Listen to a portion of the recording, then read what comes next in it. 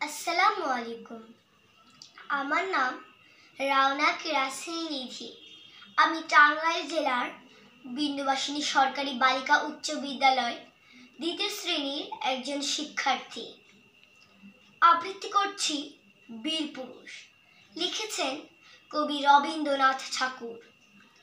মনে করো যেন বিদেশ ঘুরে মাকে নিয়ে যাচ্ছি অনেক দূরে। তুমি যাচ্ছ পালকিতে মা চড়ে, দরজা দুটো একটুকু ফাঁক করে। আমি যাচ্ছি রাঙা ঘোড়ার পরে, টগবগিয়ে তোমার পাশে পাশে। রাস্তা থেকে ঘোড়ার খুঁড়ে খুঁড়ে রাঙা ধুলোয় মেঘ উড়ে আসে। সন্ধে হলো, সূর্য নামে পাটে, এলেন যেন জোড়াদিহির মাঠে। ধু ধু করে যেদিক পানে যায়, কোনোখানে জনমানব নাই। তুমি যেন আপন মনে তাই ভয় পেয়েছ, ভাবছ এলেম কোথা। আমি বলছি ভয় করো না মাগো, ওই দেখা যায় মরা নদীর সোতা। আমরা কোথায় যাচ্ছি কে তা জানে, অন্ধকারে দেখা যায় না ভালো। তুমি যেন বললে আমায় ডেকে, দিঘির ধারে ওই যে কিসের আলো।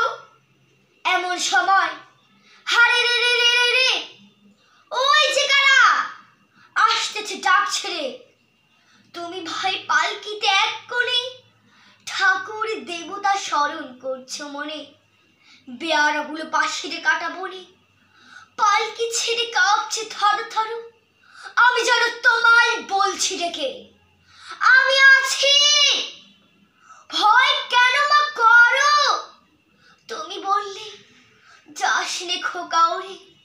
আমি বলি দেখো না চুপ করে, ছুটিয়ে ঘোড়া গেলেন তাদের মাঝে। ঢাল তলোয়ার ঝনঝনিয়ে বাজে, কি ভয়ানক লড়াই হলো মাঝে। শুনে তোমার গায়ে দিবে কাটা। কত লোক যে পালিয়ে গেল ভয়ে, কত লোকের মাথা পড়ল কাটা। এত লোকের সঙ্গে লড়াই করে ভাবছ খোকা গেলই বুঝি মরে। আমি তখন রক্ত মেখে ঘেমে বলছি এসো, লড়াই গেছে থেমে। তুমি শুনে পালকি থেকে নেমে চুমু খেয়ে নিচ্ছ আমায় কোলে।